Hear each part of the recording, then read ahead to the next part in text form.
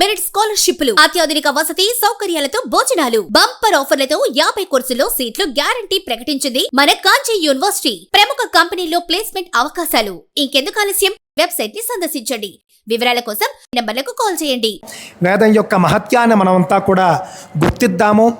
లోకంలో మనం చూసుకుంటూ ఉంటే కనుక మనందరికీ కూడా హిందువులకు అలవాటు ఏమిటంటే ఎవరో పేర్ల ముందు అది ఇది అని చెప్పేసి తగిలించుకుంటూ ఉంటారు. పొట్టకొస్తే అక్షరం ముక్క రాదు. ఋషి, మహర్షి, ఆ గురు, ఈ గురు, ఇంకా వాళ్ళ ఇష్టం. ఎలాంటి పేర్లైనా సరే తగిలించుకుని అక్షరం ముక్క రాకపోయినా కూడా రంగురంగుల బట్టలు వేసుకుని సింహాసనాలు వేసుకుని పెద్ద పెద్ద ఆశ్రమాలు కట్టుకుని అక్కడ కూర్చుని మాట్లాడితే అతడేదో గొప్పవాడు, అతడేదో మహనీయుడు అని చెప్పేసి మనం అనేసుకుంటూ ఉంటాం.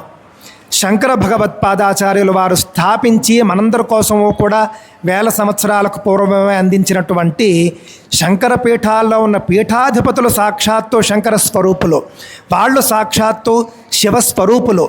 వాళ్లను నమస్కరించడం మనం మానివేసి కొంతమంది తెలియక ఏం చేస్తూ ఉంటారంటే ఇలాంటి అక్కర్లేని హంగులు ఉంటాయి చూసారా, హంగులు ఆర్భాటాలకు పోయేటటువంటి వాళ్లకు దండాలు పెడుతూ ఉంటారు.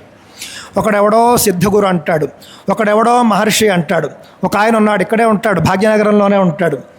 ఈయనేమిటిట వేదంలో ఉన్నటువంటి 60,000 మంత్రాల్లోని 60,000 తప్పుల్ని నేనే దిద్దాను అని చెప్పేసి చెప్పుకుంటూ ఉన్నాడు.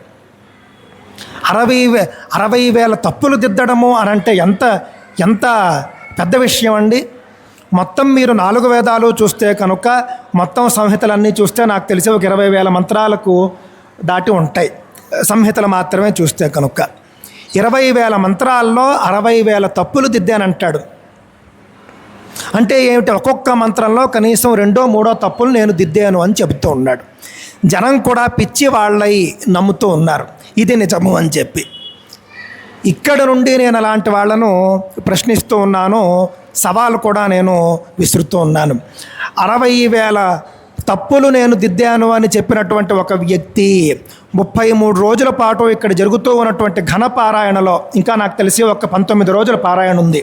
ఈ 19 రోజుల పారాయణలోనే ఇక్కడ ఉన్నటువంటి 16 మంది ఘనపాఠీలతో పాటు వచ్చి కూర్చుని 1 గంట ఘనపారాయణ చేస్తే చాలు.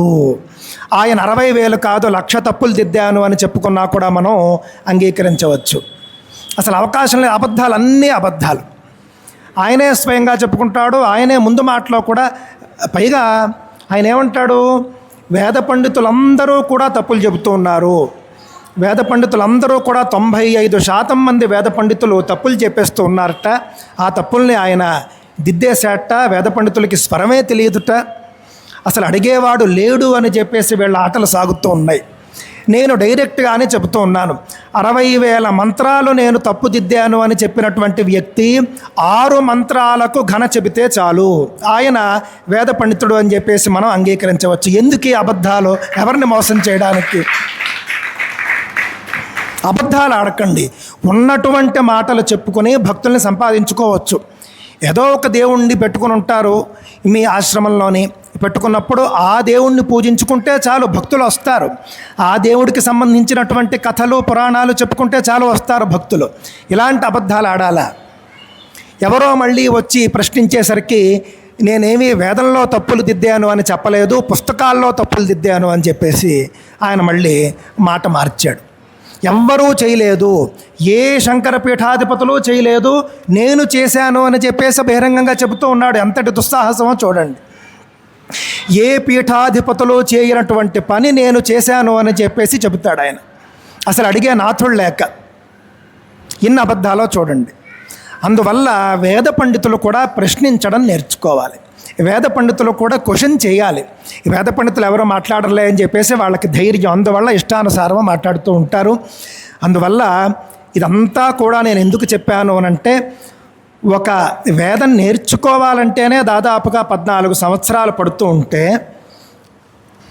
ఏ వేదము నేర్చుకోకుండా, ఏ సాంప్రదాయము లేకుండా, అసలు గురువు వద్ద శిష్యరికమే చేయకుండా, సిద్ధ గురువు అంటాడు ఆయన.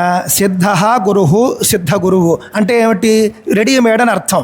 ఏ గురువు వద్ద కూడా శిష్యరికం చేయకుండా వచ్చాను అని చెప్పేసి అర్థం. ఎంత గౌరవమో చూడండి. ఇలాంటి వాళ్ళందరినీ కూడా ప్రశ్నించవలసినటువంటి అవసరం తప్పకుండా ఉన్నది. మీ సాంప్రదాయాలు, మీ భక్తి మార్గాలు చెప్పుకుంటూ ఉండండి, తప్పేం లేదు, ఎవరు కాదనలేదు.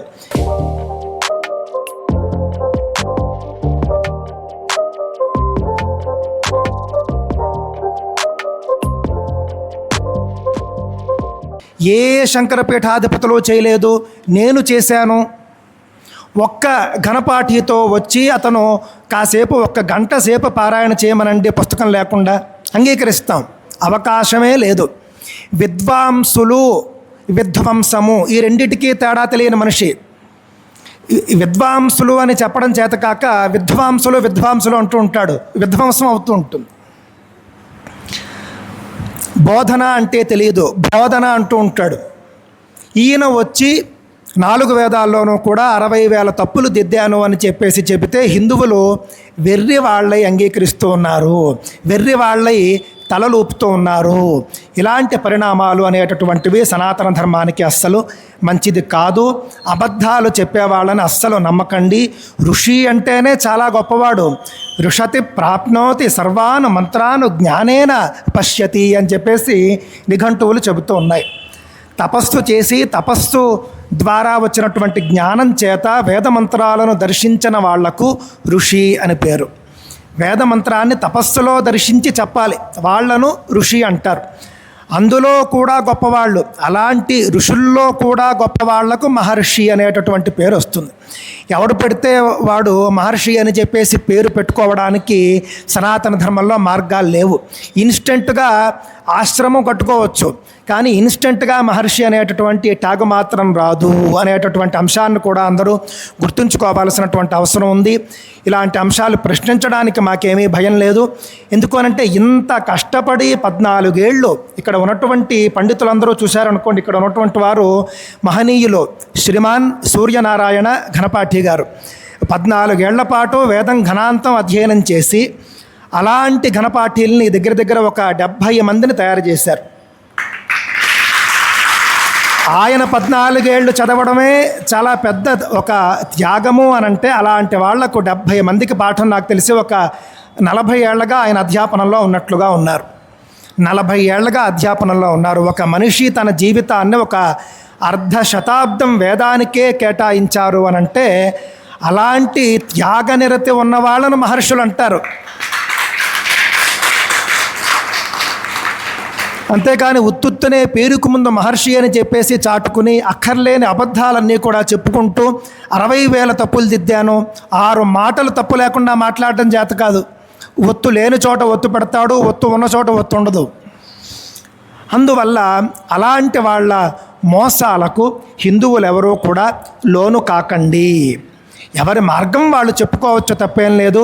శివభక్తుడు శివ మార్గాన్ని చెప్పుకోవచ్చు, విష్ణు భక్తుడు విష్ణు మార్గాన్ని చెప్పుకుంటూ ఉండవచ్చు. వేద పండితుల్ని అవమానించేటటువంటి అలాంటి మాటలు చెప్పడం ఇంకా తప్పు. వేద పండితులందరూ తప్పులు చెబుతున్నారు. వాళ్ళు రచించినటువంటి సంహిత పుస్తకం ముందు మాటలోనే ఆయన రాసుకున్నాడు, 95% మంది వేద పండితులందరూ తప్పులు చెబుతూ ఉన్నారు అని.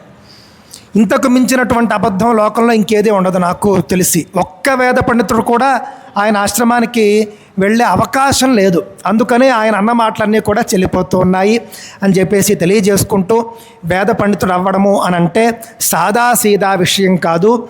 ఒక వేదం అధ్యయనం చేసి అధ్యాపనం చేసి దానిలో ఒక గట్టి నిష్ణాతృత్వాన్ని పొంది ఒక పుస్తకాన్ని అచ్చువేయడము అనంటే కూడా చిన్న విషయం కాదు. ఎవరు పెడితే వాళ్ళు వేద పుస్తకాలను సంకలనం చేయడానికి అవకాశం లేదు. గురుముఖతః వేదం అధ్యయనం చేసిన వాళ్ళే సంకలనం చేయాలి. వాళ్ళ శిష్యులు చెబుతూ ఉంటారు, ఆయనకి జన్మతః అన్నీ వచ్చేసేట. జన్మతః అన్నీ వచ్చేస్తే చెప్పమనండి 1 గంట అని అడుగుతూ ఉన్నాం మనం. ఆ చెప్పేటటువంటి అవకాశమే లేదు. అందువల్ల వేదం యొక్క గొప్పదనాన్ని అందరూ కూడా గుర్తిద్దాము. అందున ముఖ్యంగా ఋగ్వేదం యొక్క గొప్పదనాన్ని మనమంతా కూడా గుర్తించవలసినటువంటి అవసరం ఉన్నది. ఋగ్వేదము అనంటే వేదంలో మొట్టమొదటిది. ఋగ్వేదంలో చెప్పినటువంటి విషయాలు చాలా చాలా అద్భుతమైనటువంటి విషయాలు. నేటికి నాసా, ఇస్రో మొదలైనటువంటి వాళ్ళు పరిశోధనలు వాళ్ళు చేసుకుంటూనే ఉంటారు. ఆ మధ్యకాలంలో ఈనాడు పేపర్లో ఒక వార్త వచ్చిందండి. ఏమిటా వార్త అంటే కనుక గుండెకు సంబంధించినటువంటి రోగాలు రావడానికి కారణం ఏమిటి అని అంటే డి విటమిన్ లోపం వల్ల గుండెకు సంబంధించినటువంటి రోగాలు వస్తూ ఉన్నాయి అని ఒక వార్త. సాధారణ వార్తే కదా, ఇందులో ఉన్నటువంటి విశేషం ఏమిటి అని అంటే కనుక ఋగ్వేదంలో ఉన్నటువంటి సూర్య సూక్తంలో చూస్తే మీరు హృద్రోగం మమ సూర్య హరిమాణంచనాశయ అని ఉంటుంది. అంటే సూర్య భగవానుణ్ణి నా యొక్క హృద్రోగాన్ని నాశనం చేయి అని చెప్పేసి వేదంలోనే ప్రార్థిస్తూ ఉన్నాం మనం. అంటే ఏమిటి, మన మహర్షులందరికీ కూడా ఏ రోగం ఎందుకు వస్తుందో తెలుసు, ఆ రోగానికి పరిహారం ఏమిటో కూడా తెలుసు. అందువల్ల మరి ఋగ్వేదంలో అన్ని దేవతల సూక్తాలు ఉండగా సూర్య సూక్తంలో మాత్రమే ఎందుకు ఉండాలి హృద్రోగ నాశనం చేయమని అనంటే కనుక సూర్యరశ్మి వల్ల హృద్రోగాలు పోతాయి, సూర్యరశ్మి సోకకపోవడం వల్ల వస్తాయి అని చెప్పేసి మన మహర్షులకు తెలుసు. కాబట్టి వాళ్ళు లక్షల సంవత్సరాలకు పూర్వమే వాళ్ళు ఆ విధమైనటువంటి ప్రార్థనలు ఎన్నో చేసి ఉన్నారు. ఇక చిట్ట చివరగా వేదం యొక్క మహత్వాన్ని అందరూ గుర్తించే ప్రయత్నం చేద్దాము. వేద పండితుల్ని గౌరవించుకునేటటువంటి ప్రయత్నం చేద్దాం, వేద పండితుల్ని పూజించుకునే ప్రయత్నం చేద్దాం, వేదాన్ని పోషిద్దాము, వేద పండితుల్ని పోషిద్దాము అని చెప్పేసి తెలియజేసుకుంటూ మరొక్కసారి ఇక్కడికి విచ్చేసినటువంటి వేద పండితులందరికీ కూడా అనేక నమస్కారాలు. స్వస్తి. నేను ఎప్పుడు అంటుంటాను, నాది నాది అంటే కిరాయితనం, మాది మాది అంటే పరాయితనం, మనది మనందరిది అంటేనే మనతనం, మంచితనం, మగతనం అని. సో మనది మనది మన AB6 మన వేదిక అని మనం ఫీల్ అయితేనే నిజంగానే ఇది నిజంగానే ఒక బ్రహ్మాస్త్రం లాగా ఈ రోజు ఇది మన ముందుకెళ్తాం. నేను ఎప్పుడు అంటుంటాను